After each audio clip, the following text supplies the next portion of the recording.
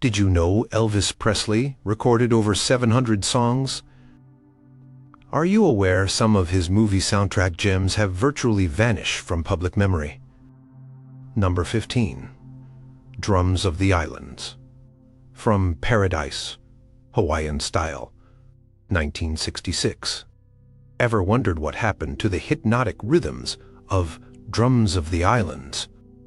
This tropical-themed track from Elvis's Hawaiian adventure, Paradise, Hawaiian Style, once had audiences swaying in their theater seats.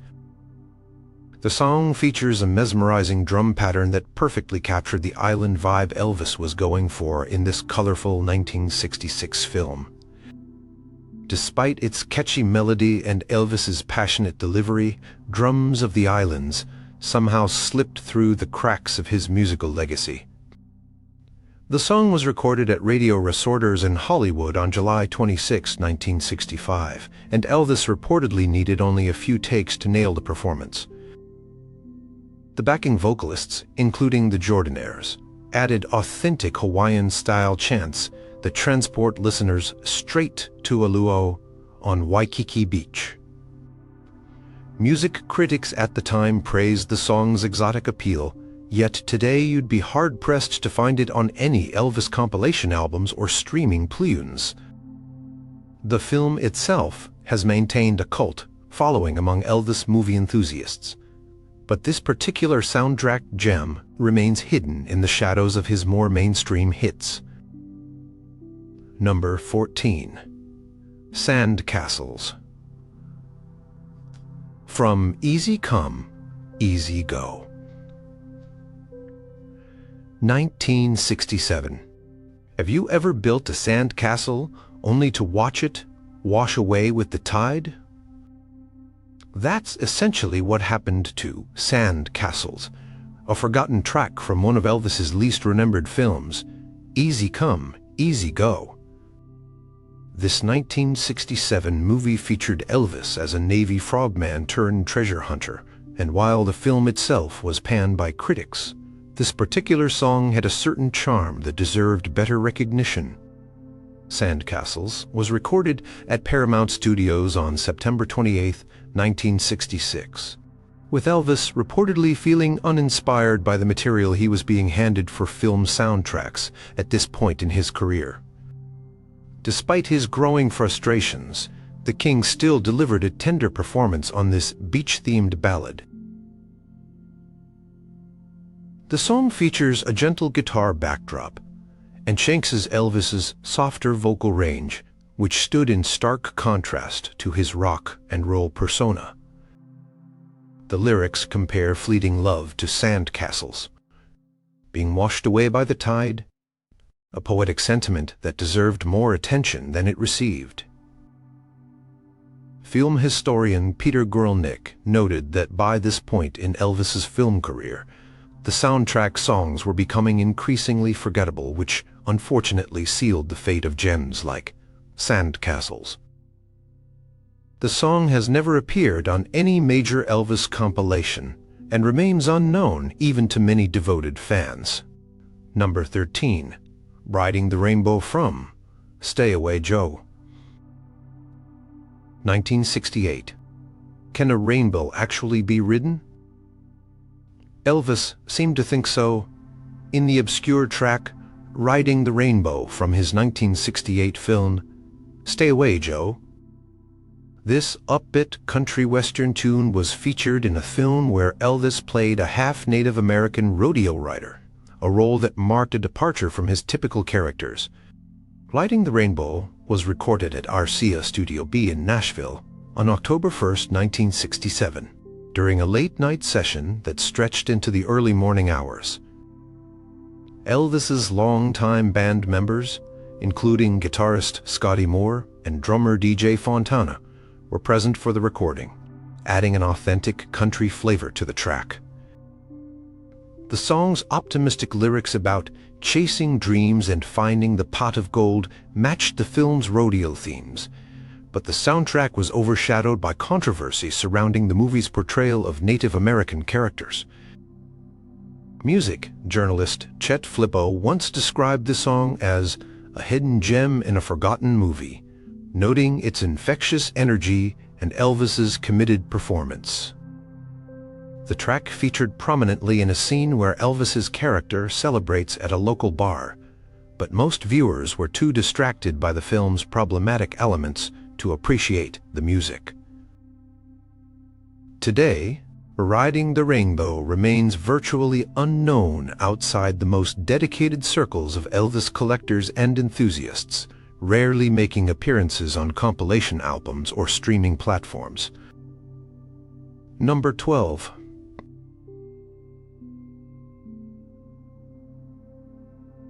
The Love Machine, from Live a Little, Love a Little, 1968. Would you believe Elvis once sang about being a love machine? In the carky comedy Live a Little, Love a Little, Elvis performed this bizarrely futuristic track that showcased a more risque side of his film work. The Love Machine represented a significant departure from Elvis's typical romantic ballads or upbeat rock numbers. Recorded on March 7, 1968, at Western Resorters in Hollywood, the song featured unusually provocative lyrics for an Elvis movie soundtrack of that era. The film itself was somewhat groundbreaking for Elvis, as it was one of his first movies to receive an M rating, the predecessor to PG, due to more adult themes and situations. Elvis's character juggled two jobs and multiple romantic entanglements, giving the king a chance to play a more mature role than his typical singing youth. The Love Machine played during a party scene in the film and featured satiric musical elements that were trendy in 1968 but seemed at odds with Elvis's established sound. Music historian Ernst Jorgensen noted that the song represented the producer's desperate attempt to make Elvis seem relevant to the changing musical landscape of the late 1960s. Despite its fascinating place in Elvis's catalog as an example of his brief venture into more adult-oriented material, The Love Machine has been largely forgotten. The song never appeared on any major Elvis compilation albums and remains unknown even to many serious collectors. The track's obscurity is particularly striking, considering Elvis would soon reinvent himself with the famous 1968 Comeback Special, which overshadowed this curious musical experiment. Number 11. Smorgasbord from GI Blues, 1960. Did you know Elvis once sang about an all-you-can-eat buffet? Smorgasbord from GI Blues might be the most peculiar food-themed song in the King's entire catalog. While GI Blues was a commercial success that produced hits like the title track and Wooden Heart, this quirky number about indulging in a Scandinavian buffet has mysteriously disappeared from Elvis's celebrated catalog. Recorded on April 27, 1960 at Radio Resorters in Hollywood, the song came during Elvis's return to civilian life and commercial recording after his military service. Smorgasbord featured playful lyrics about sampling different foods, serving as a not-so-subtle metaphor for sampling different romantic partners. Elvis's army buddy and backup musician Charlie Hodge recalled, "Elvis could barely keep a straight face during some of these recording sessions. The movie songs were getting more and more silly." In the film, the song accompanies a scene where Elvis's character, Specialist Tulsa McQueen, attends a party with fellow soldiers in Germany. While the upbeat melody and Elvis's energetic delivery gave Smorgasbord a certain charm, critics at the time dismissed it as fluff and filler material. Music historian Colin Escott described it as a perfect example of how Elvis's serious musical ambitions were being undermined by his film commitments. Despite being part of one of Elvis's more successful films, Smorgasbord never gained traction as a standalone song and was quickly overshadowed by the movie's bigger hits. Today, even dedicated fans might struggle to recall this food-themed curiosity from Elvis's vast musical buffet. Number 10. Fort Lauderdale Chamber of Commerce from Girl, Happy, 1965. Ever heard a rock star sing a tourism jingle? That's essentially what happened when Elvis recorded Fort Lauderdale Chamber of Commerce for his 1965 beach party film, Girl Happy. This overlooked track essentially functioned as a promotional advertisement for Florida's spring break capital, making it one of the most unusual songs in Elvis's film repertoire. The song was recorded on June 11, 1964, at radio resorters in Hollywood alongside other tracks for the film's soundtrack. Elvis reportedly found the song amusing, but wasn't particularly enthusiastic about its commercial nature. In the movie, Elvis and his band performed the song while trying to attract college students to their nightclub gig. The lyrics praise Fort Lauderdale's beaches and dating scene, with lines like, "Where the boys are glad to find, the girls are where the boys are." Music critic Dave Marsh once called it the most blatant piece of municipal promotion ever disguised as popular entertainment. Despite its commercial purpose, the song features a surprisingly infectious beat, and Elvis delivers it with his characteristic charisma. The backing band, including legendary guitarist Barney Kessel, gives the track a genuine rock and roll energy that transcends its promotional lyrics. The Fort Lauderdale Tourism Board reportedly loved the song and experienced a surge in visitors following the film's release. But musically, the track has been largely forgotten. It was never released as a single and has been excluded from most compilation albums. Today, Fort Lauderdale Chamber of Commerce remains a curious beckett of Elvis's film career that demonstrates how his star power was leveraged for purposes beyond pure entertainment. Number 9. Yoga is as yoga does, from Easy Come, Easy Go, 1967. Can you imagine Elvis Presley singing about yoga in the 1960s?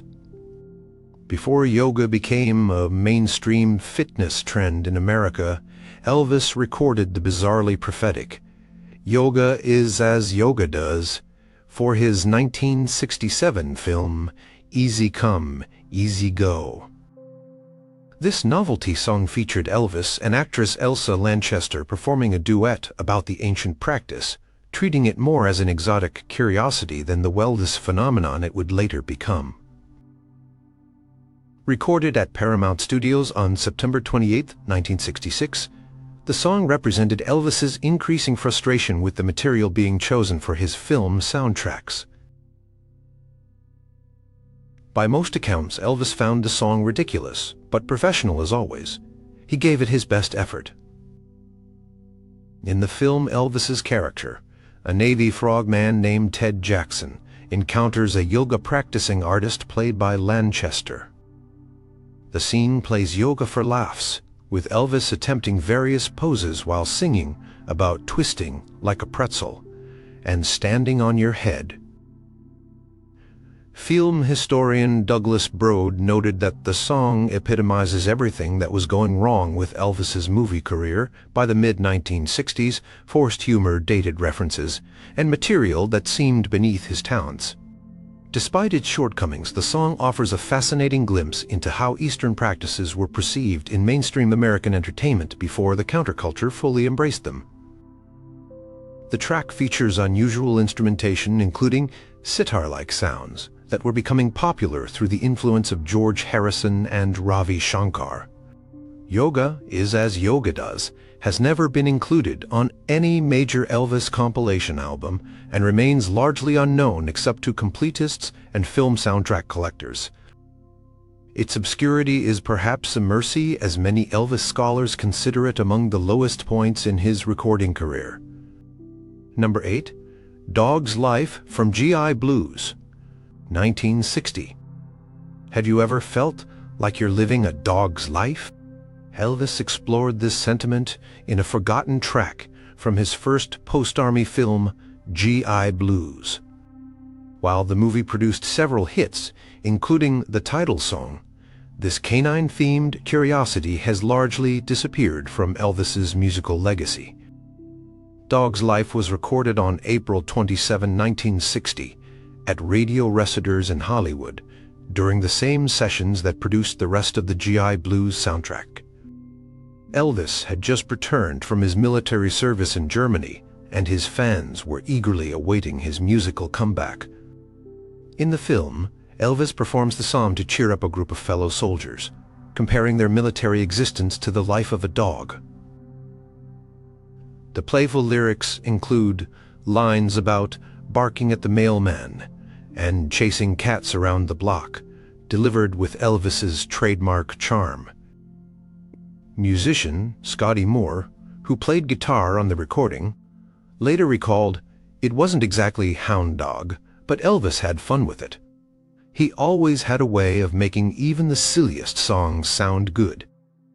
Despite being part of a financially successful film, Dog's Life never gained traction as a standalone song. It was overshadowed by the title track and Wooden Heart, which became international hits. Music critic Greil Marcus once described it as a throwaway track that showed how Elvis's artistic ambitions were being compromised by his film commitments. The song has rarely been included on compilation albums and remains virtually unknown to casual Elvis fans.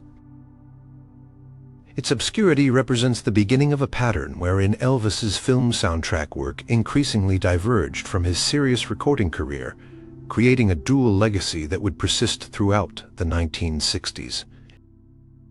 Number 7, Beach Shack from Paradise, Hawaiian Style, 1966. Looking for the perfect beach hangout spot, Elvis sang about finding one in Beach Shack, an overlooked tropical gem from his Hawaiian film Paradise, Hawaiian Style. This breezy track celebrated simple pleasures of island life, but somehow got lost in the shuffle of Elvis's extensive soundtrack catalog. Recorded on July 26, 1965, at Radio Resorters in Hollywood, Beach Shack features a relaxed Elvis singing about a humble beachfront hideaway where friends gather to enjoy music and companionship. The song's laid-back vibe perfectly captures the film's carefree atmosphere, with gentle ukulele strumming and subtle percussion creating an authentic Hawaiian feel.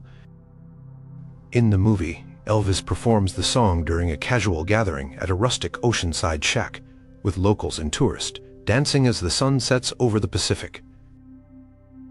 Film critic Leonard Maltin noted that, despite the formulaic nature of Elvis's Hawaiian movies, moments like this captured a genuine sense of the island's appeal.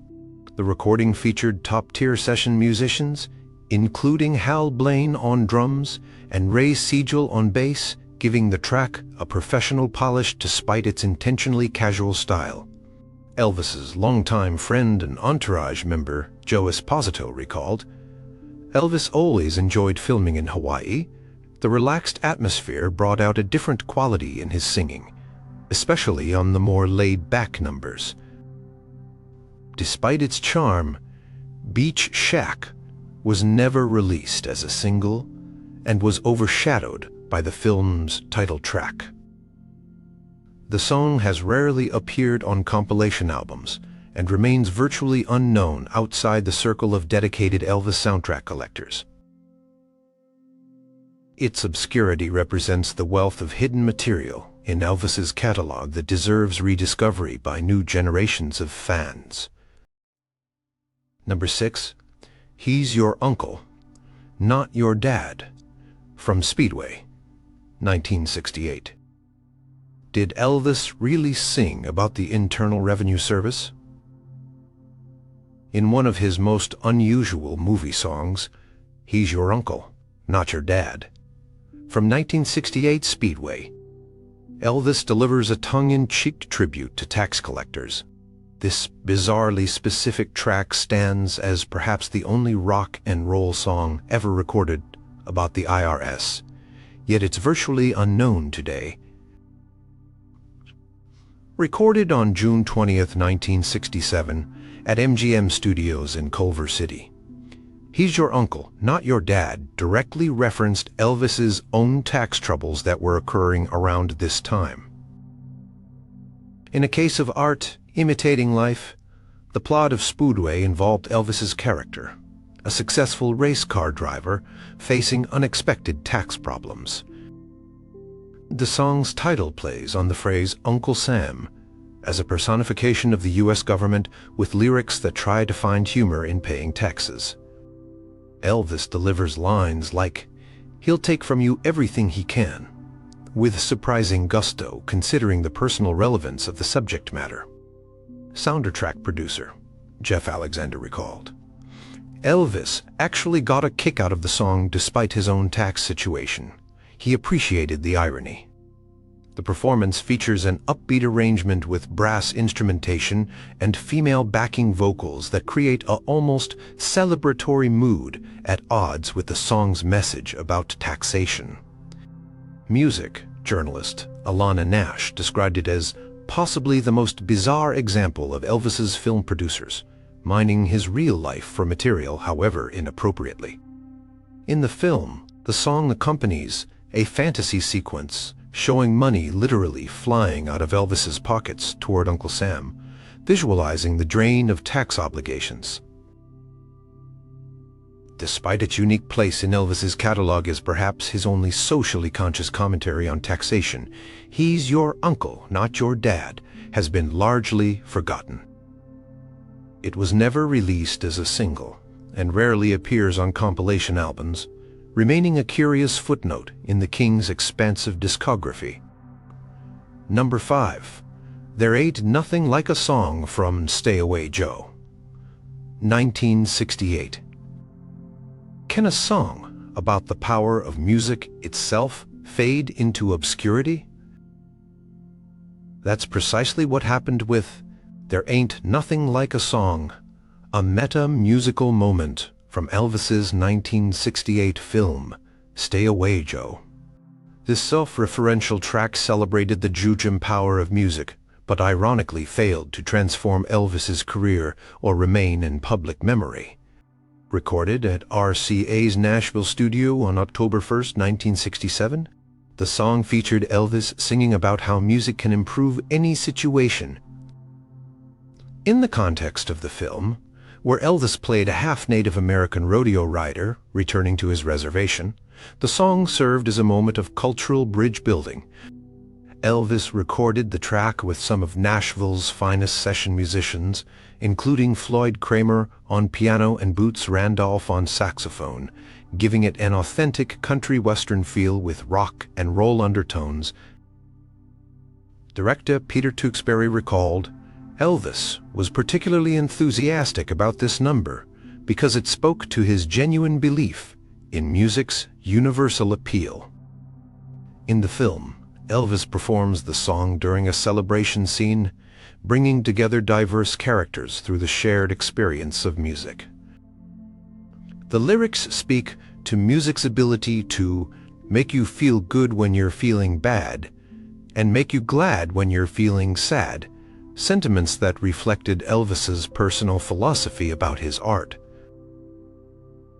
Music historian Peter Guralnick noted that the song represented one of the few moments in Elvis's later film career where the material seemed to connect with his authentic values as a musician. Despite these qualities, There Ain't Nothing Like a Song was never released as a single and wasn't included on the limited EP soundtrack release for the film. The song has subsequently been excluded from most compilation albums and reissues, rendering it virtually unknown to all but the most dedicated Elvis aficionados. Its disappearance seems particularly poignant, given its celebration of music's lasting impact. Number 4. A Dog's Life, from Live a Little, Love a Little, 1968. Ever wondered if Elvis recorded more than one song about canine existence? In a strange coincidence, Elvis recorded a completely different song titled A Dog's Life for his 1968 film Live a Little, Love a Little, not to be confused with the similarly titled Dog's Life from GI Blues 8 years earlier. This second dog-themed track has virtually vanished from Elvis's musical legacy, despite being part of his attempt to create more mature film content. Recorded on March 5, 1968, at Western Resorters in Hollywood. This A Dog's Life featured Elvis singing from the perspective of a pet dog owned by Michelle Carey's character in the film. The song provided musical accompaniment to scenes featuring a Great Dane named Albert, who played a significant role in the movie's plot. Unlike the earlier Dog's Life, this track had a more contemporary late 1960s sound with electric organ and wah-wah guitar effects that reflected the changing musical landscape. Elvis's vocal performance demonstrates surprising commitment to the unusual material, with film director Norman Taurog later commenting, Elvis could sell even the most unlikely concept if he believed in the performance. In the context of the film, the song serves as background music during scenes showing the dog's daily activities, creating a musicalized montage that advances the plot without dialogue. Music producer Billy Strange, who worked on the soundtrack, remembered, "We were trying to push Elvis into more contemporary territory with the film scores, even with novelty tracks like this one." Despite these efforts to modernize Elvis's sound, A Dog's Life quickly disappeared from his catalog after the film's release. It wasn't included on any soundtrack album and has never appeared on officially sanctioned compilations. The song's obscurity is particularly notable, considering it came from the same film that produced A Little Less Conversation, which would later become a massive hit in its remixed form, decades after Elvis's death. Number 3. Confidence from Clambake. 1967. Are you lacking self-belief?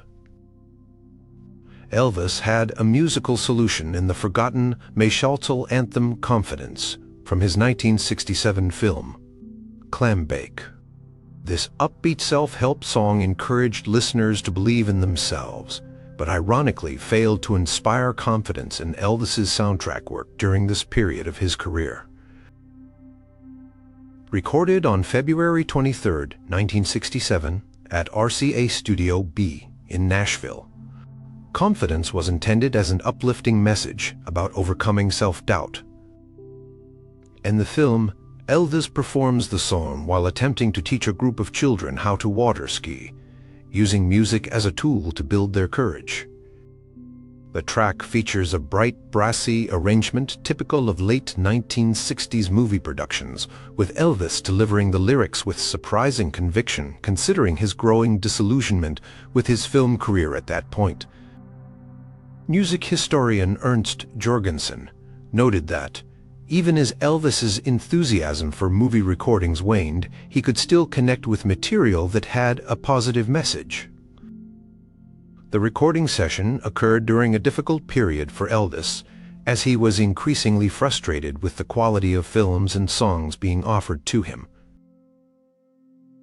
Despite these frustrations, backing musicians recalled that Elvis brought genuine energy to this particular track. Bass player Bob Moore remembered, "You could tell when Elvis liked a song on Confidence. He was really selling those lyrics like he believed them."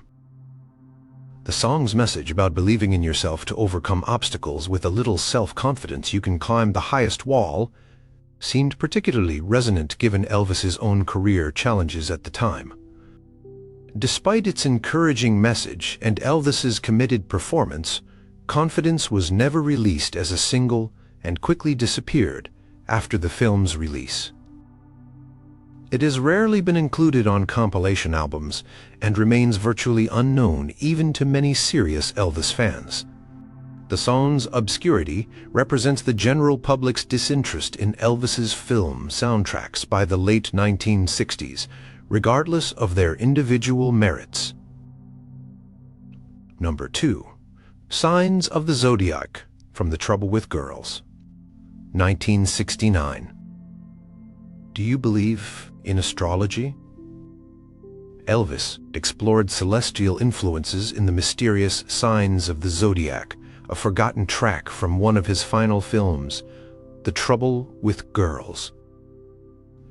This astrologically themed curiosity stands as one of the most unusual entries in Elvis's soundtrack catalog, but has virtually vanished from his musical legacy. Recorded on March 5, 1969, at United Recording Studios in Hollywood, Signs of the Zodiac came during a period when Elvis was experiencing a career resurgence following his successful 1968 comeback special.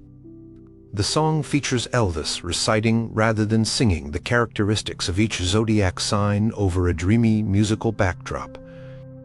In the film set at a Chautauqua traveling show in the 1920s, the song accompanies a mystical performance segment that fits with the variety show theme. Producer Felton Jarvis later recalled, "It wasn't really a song in the traditional sense, more of a poetic recitation with musical accompaniment. Elvis was intrigued by the concept, though he wasn't particularly interested in astrology personally."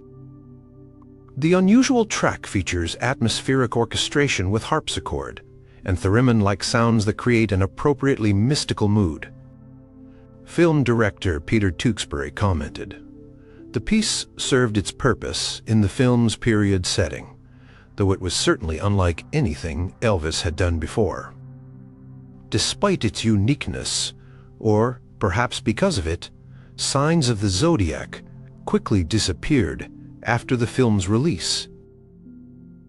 It wasn't included on any soundtrack album since The Trouble with Girls never received a dedicated soundtrack release. The esoteric nature of the piece has kept it from appearing on compilation albums, and it remains virtually unknown even among dedicated Elvis collectors." Music journalist Roy Carr described it as a piece so unlike Elvis's typical output that fans simply didn't know what to make of it. The track's obscurity represents the experimental nature of Elvis's later film soundtracks, which occasionally ventured into territory far removed from his rock and roll roots. Number 1. Almost from Elvis on Tour Documero, 1972. Can a song be forgotten if it was never properly released in the first place? That's the curious case of Almost, a haunting ballad that Elvis recorded for consideration in his concert documentary Elvis on Tour, but which ultimately disappeared without a trace. This poignant track stands as perhaps the most obscure of all Elvis's movie-related recordings, known only to the most dedicated scholars of his musical legacy. Recorded on March 15, 1972, at RCA's Studio B in Nashville during sessions for possible inclusion in the documentary Almost featured Elvis, delivering an emotional performance about narrowly missing out on love. The song was written by Brenda Lee's husband, Ronnie Shacklet, and had a contemporary early 1970s feel that aligned with Elvis's musical direction during this period. Producer Felton Jarvis recalled, "Elvis connected deeply with the lyrics about almost reaching happiness. There was something in the song that spoke to him personally." Despite Elvis's powerful vocal performance, the song was ultimately not used in the final cut of Elvis on Tour, and was shelved indefinitely. Documentary director Robert Abel later explained, "We had to make difficult choices about which performances to include. Almost was a beautiful recording but didn't fit the narrative flow we were trying to create." The track featured Elvis's TCB band, including James Burton on guitar and Ronnie Tutt on drums, with the addition of a subtle string section that enhanced the song's melancholic mood. Backing vocalist Kathy Westmoreland remembered, "It was one of those recordings where everyone in the studio grew quiet, listening to Elvis sing. You could feel the emotion he was putting into it. After being excluded from the documentary, Almost was forgotten in RCA's vaults and has never been officially released on any album or compilation. Its existence is known primarily through session, documentation, and occasional mentions in comprehensive Elvis biographies. The song represents perhaps the ultimate lost Elvis movie-related recording, a track that wasn't merely forgotten but never given the opportunity to be remembered in the first place. Did Elvis record other movie soundtrack gems that time has forgotten? How many other treasures are waiting to be rediscovered by new generations of fans?